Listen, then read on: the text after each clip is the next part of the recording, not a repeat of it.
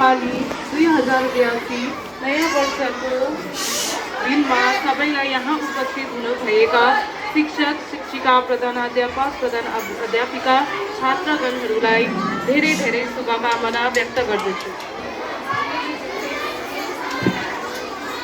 नयाँ वर्ष भन्नाले पुरानो साललाई विदा गरी नयाँ आउने साललाई स्वागत गर्ने दिन हो।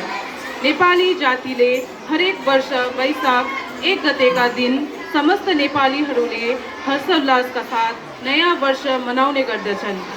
नयाँ वर्षले हामी सबैको जीवनमा सुख, शान्ति, समृद्धि र आरोग्यको अनमोल उपहार ल्याउनेछ भनी आशा राख्दछु।